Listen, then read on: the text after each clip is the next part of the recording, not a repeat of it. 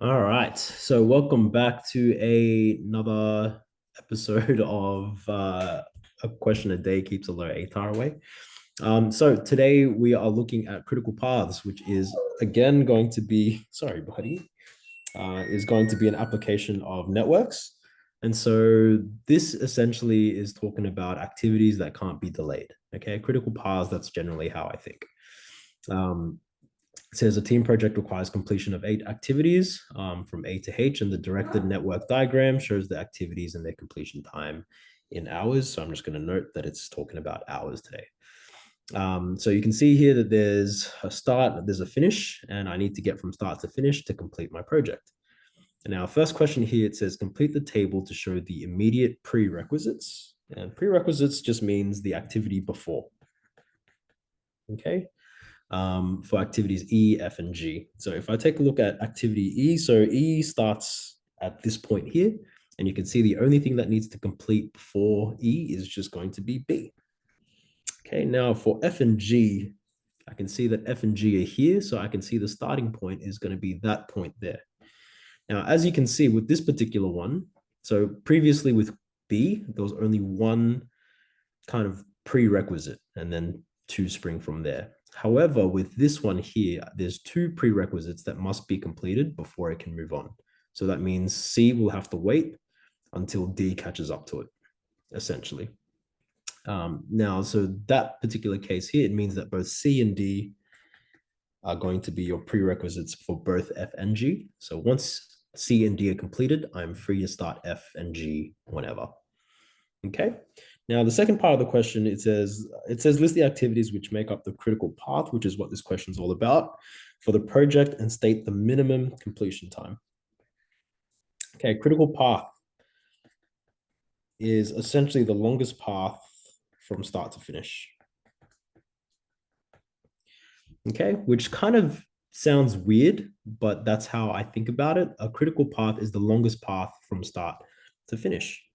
And so I'm going to try to do this in highlighter here so you can kind of see my thought process. Now I can see here that this point here has, if I take a look from 2 and 5, that means that would be a total of 7. Whereas if I'm looking here, that's already 7. So I can tell that this path is going to be longer than BE. So it's between AC and BD. And looking at AC, that's 3 and 4, which is 7. Whereas B and D is 2 and 6, which is 8. So I can see that so far, oh, that's very dark. I can see that so far B and D will be this will take longer. So hence that is my critical path. Now the next part from here is I got to find the longest way to get from here to the finish. 4 is if I go direct. If I go with FH, I can see that would take 5, which means that there becomes my critical path.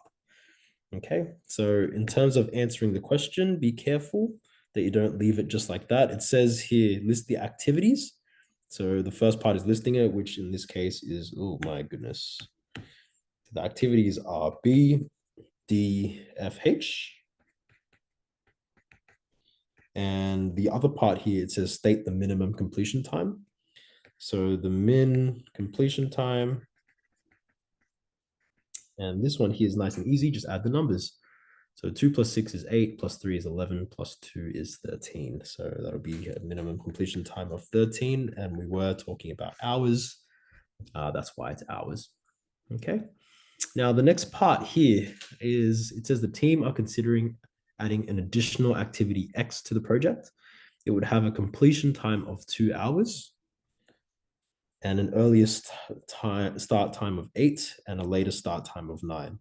Now, what that really means is if I go, it just means that it's this thing called float time, which is always going to be your latest start time, take away your earliest start time. So in this case, it's going to be 9, take away 8, which is just going to be 1 hour, which means that this project can be delayed by 1 hour and everything will still run on track. It's not a critical path. Okay, so looking at this one here, it says here that it has an earliest start time of 8. So I'm going to look for what would add up to 8 at this point. I can see 4 and 3 would add up to 7. So that's probably not it. However, 2 and 6 will add up to 8. So I know it's probably that's going to be my starting point there. I can see also 2 and 5 went up to 7. So the only way for me to start at 8 would be at this point here, which means that has to be my starting point. Now, it says here that there's a float time. The activity will take 2 hours and it has a float time of 1. Now, I can see here to see if this makes sense to you. This will be activity X and it will be worth 2. I'm going to write it exactly how they've done in the question. Now, this means here, it means that X will take 2 hours, F would take 3. But because it's not the critical path, I actually can delay X by 1 hour and still finish everything on time. So this is where X or activity X would go. And that there would be worth your mark there. Add a directed edge. So if you really want to, you can also draw the little direction. That there would be your directed edge. Okay.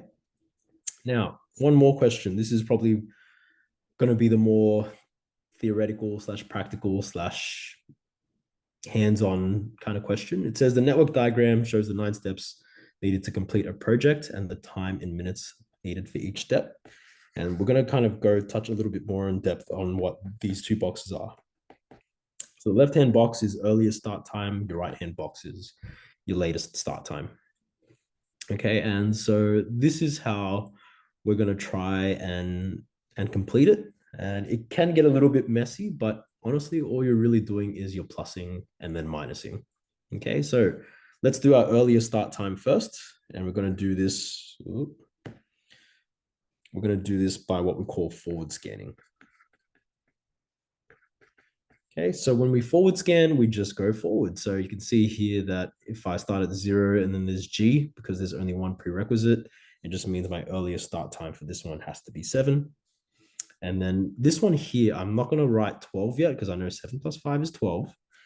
But I'm going to write these numbers up here. And I just need to make sure because there's 2 things that actually go to this point. And so I'm going to keep those in mind. So you can see here that this way down, H would be 9. And so the earliest start time for these activities, K, P, and R, would be 9 hours in. However, if I look at this one here, you can see 9 plus 8 gives you 17. Now, I know we're trying to find the shortest path, but we're also trying to find the critical path, which means we find the longest time. So that means essentially I can't move on until the 17 hours. That's why the earliest start time for these activities is going to be 17. Okay. Now, let's also see what's kind of going on here. This box here needs to be filled in by M, and because there's only one path, I guess, through there, 17 plus 6 will give you 23. That's just going to be 23. Okay.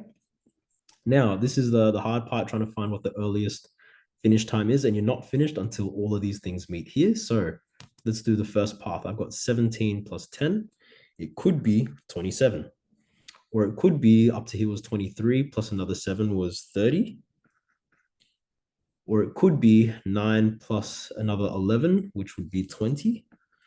Or it could be 9 plus 13, which is 22. Now, obviously, looking at this, your largest number is 30, which means that you've got 30. Okay, that's your forward scan. And it also means that your latest start time, generally your start and your end will have the same start finish time. Okay. So now how do we go backwards to find your latest start time? The way that we would do that is minusing and working backwards. Okay. So the tricky part here is trying to find what numbers would actually go into these ones here. Now, because this is, I guess, a little bit of a hint and a trick because each of these ones are going to have different latest start times. However, if you know the critical path will have your earliest start time and latest start time the same. So I can see here that my, kind of going off what the last question was, I know that my critical path would be this one, and then I think it was this path here. That there was my critical path, which added up to 30. And so anything that is along those lines, your earliest start time and your latest start time are going to be the same. So you can see here that that's going to be my, what do you call it? that there is going to be my critical path. Okay. So anything that isn't a critical path, what you'll find is there'll be different numbers on the left-hand side and on the right. And you can see now there's one box that we haven't filled in yet that is not part of our critical path. And so what we do for this one here, we're just going to minus for the way that we find it latest start time is we backward scan back. I'll just say back scan. So here I start at 17, but I take away 5. It means that there's 12. Okay. So the minimum time to complete this project. So it says the minimum time, we figured that out. That's going to be 30, and I think it's minutes. Sorry, I might have been saying hours before. So the minimum time is needed to complete this. So your 2 marks, 1 mark would be for correct forward and backward scanning, and then the other mark would be for answering the question. It says, what is the critical path for the project? So as you can see here, it's going to be H, K, M, N. And so just don't forget critical path just means the longest path from start to finish. And then here it says, what's the float time of activity I? And your float time is going to be your latest start time minus your earliest start time. And we can see here for I, your latest start time was 12. And your earliest start time was, I'm looking in over here, your earliest start time was 7. So that means activity I had 5 hours of float time. And I believe that is it for this one. Hopefully that made some sort of sense, and good luck with critical paths. See you guys later. Bye.